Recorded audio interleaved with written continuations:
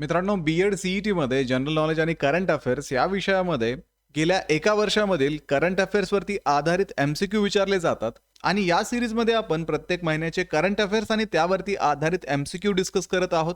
तर आजच्या या व्हिडिओमध्ये आपण फेब्रुवारी महिन्यातील करंट अफेअर्सवरती आधारित एमसीक्यू आणि त्याचे डिटेल आन्सर्स पाहणार आहोत. तर हॅलो विद्यार्थी मित्रांनो, मी तुमचा एज्युकेटर अरविंद आणि तुमचं स्वागत आहे ग्लोबल ऑनलाईन मध्ये. मित्रांनो, बी-एड सी-ई-टीच्या विद्यार्थ्यांसाठी एक महिन्यासाठी असणारा क्रॅश कोर्स ग्लोबल ऑनलाईन मध्ये सुरू करण्यात आलेला आहे. जसं की आपल्याला माहिती आहे, बी-एड सी-ई-टीला आता फक्त 31 दिवस शिल्लक आहेत आणि महाराष्ट्रातल्या टॉपच्या बी-एड कॉलेजमध्ये ऍडमिशन घेण्यासाठी तुम्हाला अगदी 99 पर्सेंटाईल लागतात. तर हे पर्सेंटाईल्स अचीव करण्यासाठी या क्रॅश कोर्समध्ये तुम्हाला डेली लाईव्ह क्लासेस दिले जातील. याच्या माध्यमातून तुमचा संपूर्ण सिलेबस परीक्षेपूर्वी कव्हर केला जाईल. तसेच विद्यार्थी मित्रांनो, रेकॉर्डेड क्लासेस इथे अवेलेबल असतील. संपूर्ण अभ्यासक्रमाच्या अपडेटेड नोट्स तुम्हाला दिल्या जातील. परीक्षेची प्रॅक्टिस होण्यासाठी 50 पेक्षा अधिक मॉक टेस्ट आणि 2000 पेक्षा अधिक एमसीक्यू सुद्धा इथे अवेलेबल असणार आहेत. तर या बॅचला जॉईन करून महाराष्ट्रातल्या टॉपच्या बी-एड कॉलेजमध्ये ऍडमिशन घेण्याची तयारी आत्तापासूनच सुरू करण्यासाठी दिलेल्या नंबरवरती कॉन्टॅक्ट करा, व्हॉट्सअप करा किंवा प्ले स्टोअरवरती जाऊन तिथेही ग्लोबल ऑनलाईन ॲपमध्ये तुम्ही हा कोर्स जॉईन करू शकता. तर लवकरात लवकर या बॅचला जॉईन करा आणि आपल्या परीक्षेची तयारी अगदी आत्ताच सुरू करा. प्रश्न आहे, the open acreage licence policy was introduced as a part of a which broader policy framework. Open acreage licensing policy कोणत्या व्यापक धोरणाचा भाग म्हणून सुरू करण्यात आली?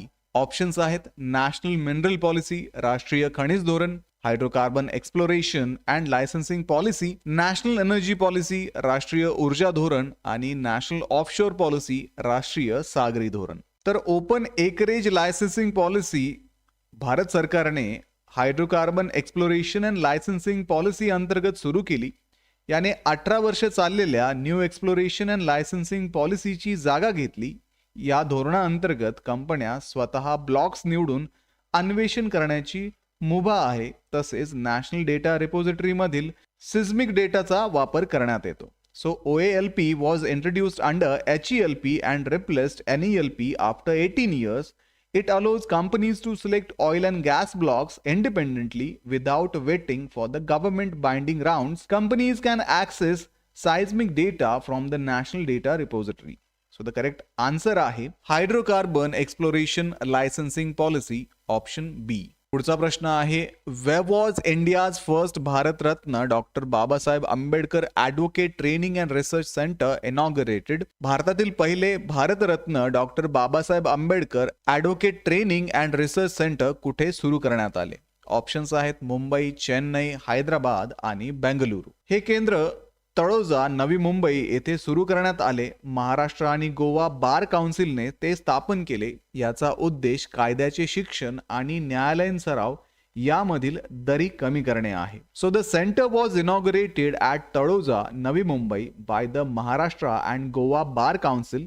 It aims to bridge the gap between legal education and courtroom practice and improve professional standards. So the correct answer आहे option A, Mumbai. What is the primary objective of the Mahatma Gandhi Gram Swaraj Initiative announced in Union Budget 2026-27? केंद्रीय अर्थसंकल्प 2026-27 मध्ये जाहीर करण्यात आलेल्या महात्मा गांधी ग्राम स्वराज उपक्रमाचा मुख्य उद्देश काय आहे? ऑप्शन्स आहेत exploration of MSME credit in urban areas, शहरी भागातील MSME कर्ज विस्तार, promotion of digital startup in rural India, ग्रामीण भागात डिजिटल स्टार्टअप्सला प्रोत्साहन, modernisation of a food processing industries, अन्न प्रक्रिया उद्योगांचे आधुनिकीकरण, स्ट्रेंथनिंग खादी हँडलूम्स अँड हँडीक्राफ्ट्स. तर युनियन बजेट 2026-27 मध्ये MGGSI जाहीर करण्यात आला. याचा उद्देश खादी, हातमाग आणि हस्तकला क्षेत्र मजबूत करणे आहे. यामुळे कारागीर, विणकर आणि ODOP लाभार्थ्यांना बाजारपेठा उपलब्ध होतील. So MGGSI was announced in Union Budget 2026-27 to strengthen Khadi, handloom and handicraft sector. It aims to improve branding, global access and sustainable livelihood for artisans.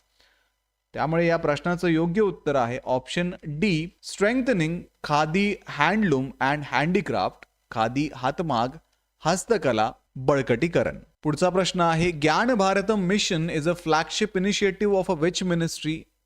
ज्ञान भारतम मिशन कोणत्या मंत्रालयाचा प्रमुख उपक्रम आहे? ऑप्शन्स आहेत मिनिस्ट्री ऑफ कल्चर, संस्कृती मंत्रालय, ministry of education, शिक्षण मंत्रालय, मिनिस्ट्री ऑफ टुरिझम, पर्यटन मंत्रालय आणि ministry of electronic and information technology, electronics व माहिती तंत्रज्ञान मंत्रालय. ज्ञान भारतम मिशन युनियन बजेट 2025-26 मध्ये जाहीर झाले. 2025 ते 2031 कालावधीसाठी 491.66 कोटी मंजूर करण्यात आले. 7.5 लाखाहून अधिक हस्तलिखितांचे डिजिटायझेशन झाले असून 1.29 लाख पोर्टलवरती उपलब्ध आहेत. So the Gyan Bharatam was announced in Union Budget 2025-26 by the Ministry of Culture. Rupees 491.66 crore was approved for 2025 to 2031. Over 7.5 lakh manuscripts have been digitized and 1.29 lakhs are available online. त्यामुळे या प्रश्नाचं योग्य उत्तर आहे ministry of culture, संस्कृती मंत्रालय, option A. The Govardhan scheme is an integral component of a which government mission?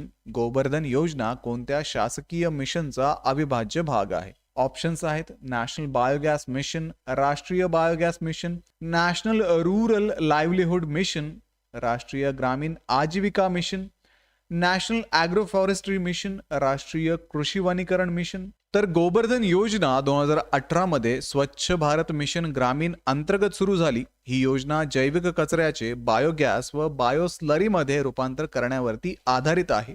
27 जानेवारी 2026 पर्यंत CBG प्रकल्पाची माहिती गोवर्धन पोर्टलवरती उपलब्ध आहे. So Govardhan was launched in 2018 under स्वच्छ भारत मिशन ग्रामीण. It focused on converting biodegradable waste into biogas and bioslurry. As of 27 January 2026, project details are available on the Govardhan portal. So the correct answer, option D, Swachh Bharat Mission Gramin.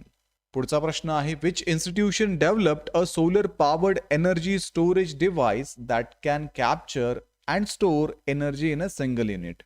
एकाच युनिटमध्ये ऊर्जा संकलन व साठवण करणारे सौर ऊर्जेवरती आधारित उपक्रम कोणत्या संस्थेने विकसित केले? ऑप्शन्स आहेत Indian institute of science Bengaluru, भारतीय विज्ञान संस्था, Bhabha atomic research centre Mumbai, Bhabha अणुसंशोधन केंद्र, centre of nano and soft matter science Bengaluru आणि इंडियन इन्स्टिट्यूट ऑफ टेक्नॉलॉजी, भारतीय तंत्रज्ञान संस्था दिल्ली. तर CNSMS बेंगलुरू म्हणजेच centre for nano and soft matter science Bengaluru येथील शास्त्रज्ञांनी फोटो रिचार्जेबल सुपर कॅपॅसिटर विकसित केला आहे. हे उपक्रम ऊर्जा निर्मिती व साठवण एकाच युनिटमध्ये करते. त्यामुळे खर्च, ऊर्जा हानी व प्रणालीची गुंतागुंत कमी होते. हे पोर्टल वेअरेबल व ऑफ ग्रिड वापरासाठी उपयुक्त आहे. So scientist at centre for nano and soft matter science Bengaluru under DST developed a photo rechargeable supercapacitor that integrates energy harvesting and storage in a single unit. It reduced cost, energy loss and system complexity and supports portable and off-grid applications. त्यामुळे या प्रश्नाचं योग्य उत्तर आहे option C, centre for nano and soft matter science, CNSMS Bengaluru. The Samriddh program is a flagship initiative of a which ministry? समृद्ध कार्यक्रम कोणत्या मंत्रालयाचा प्रमुख उपक्रम आहे? ऑप्शन्स आहेत ministry of commerce and industry, वाणिज्य आणि उद्योग मंत्रालय, ministry of skill development and entrepreneurship, कौशल्य विकास व उद्योजकता मंत्रालय, ministry of electronics and information technology, electronics व माहिती तंत्रज्ञान मंत्रालय आणि मिनिस्ट्री ऑफ फायनान्स, वित्त मंत्रालय. तर समृद्ध हा MEITYचा मुख्य कार्यक्रम आहे. 3 वर्षात 300 IT आधारित स्टार्टअप्सना सहाय्य दिले आहे आणि प्रत्येक गटात 5 ते 10 स्टार्टअप्सचा समावेश असतो. सो समृद्ध is a flagship initiative of ministry of electronics and information technology to support and scale IT-based startups. It aims to assist 300 technology startups over 3 years, which with each cohort comprising 5 to 10 startups. तर या प्रश्नाचं योग्य उत्तर आहे option C, ministry of electronics and information technology, electronics व माहिती तंत्रज्ञान मंत्रालय. Which country is the host of 25th Winter Olympic Games 2026? 2026 मधील 25वे हिवाळी ऑलिम्पिक स्पर्धांचे यजमान राष्ट्र कोणते आहे? ऑप्शन्स आहेत इटली, स्पेन, फ्रान्स आणि जर्मनी. तर 2026 चे हिवाळी ऑलिम्पिक मिलानो कॉर्टिना 2026 या नावाने ओळखले जातात. हे 25वे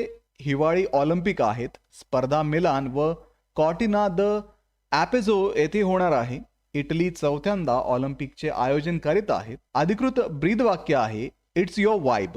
So the 25th Winter Olympic Games 2026 officially called Milano Cortina 2026 and it will be hosted by Italy. Event will be held in Milan, Cortina di Ampezzo. It marks Italy's 4th time hosting the Olympics. The official motto is it's your vibe. So the correct answer आहे option A Italy. पुढचा प्रश्न आहे black swan summit India was organised by which state government under Bharat Netra initiative. Bharat नेत्र उपक्रमाअंतर्गत black swan summit India कोणत्या राज्य सरकारने आयोजित केले? ऑप्शन्स आहेत कर्नाटका, महाराष्ट्र, गुजरात आणि ओडिशा. तर black swan summit India Bhubaneswar येथे ओडिशा सरकारने आयोजित केली. हा 2 दिवसांचा कार्यक्रम असून AI, फिनटेक आणि इन्शुरटेक क्षेत्राला प्रोत्साहन देणे हा उद्देश आहे. जवळपास 100 वक्ते 5 खंडातून यामध्ये सहभागी झाले आहेत. So the summit was organised by Odisha government in Bhubaneswar under the Bharat Netra initiative. It aims to position Odisha as a hub for AI, fintech and insurtech with nearly 100 speakers from 5 continents participating. तर या प्रश्नाचं योग्य उत्तर आहे ऑप्शन सी ओडिशा. पुढचा प्रश्न आहे which authority released India's first comprehensive standard operating procedure for handling mass fatality incidents. मोठ्या प्रमाणातील मृत्यू घटनांच्या व्यवस्थापनासाठी भारताचा पहिला सर्वसमावेशक SOP कोणत्या प्राधिकरणाने प्रसिद्ध केला? ऑप्शन्स आहेत नॅशनल डिझास्टर रिस्पॉन्स फोर्स, राष्ट्रीय आपत्ती प्रतिसाद दल NDRF, ministry of health and family welfare, आरोग्य व कुटुंब कल्याण मंत्रालय, नॅशनल डिझास्टर मॅनेजमेंट अथॉरिटी, राष्ट्रीय आपत्ती व्यवस्थापन प्राधिकरण NDMA, central bureau of investigation, केंद्रीय अन्वेषण विभाग CBI.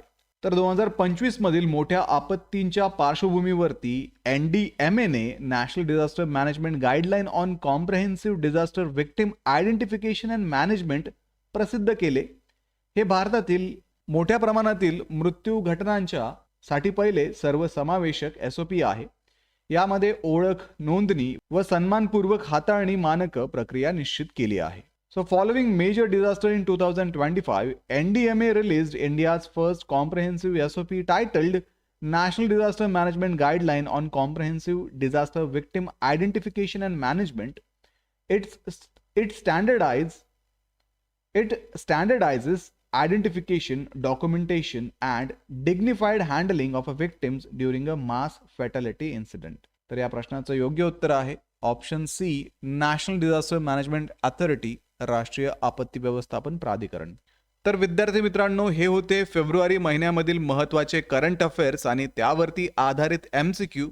ही सिरीज तुमची एक्झाम होईपर्यंत अशीच चालणार आहे, त्यामुळे ग्लोबल ऑनलाईनला आत्ताच सबस्क्राईब करून ठेवा.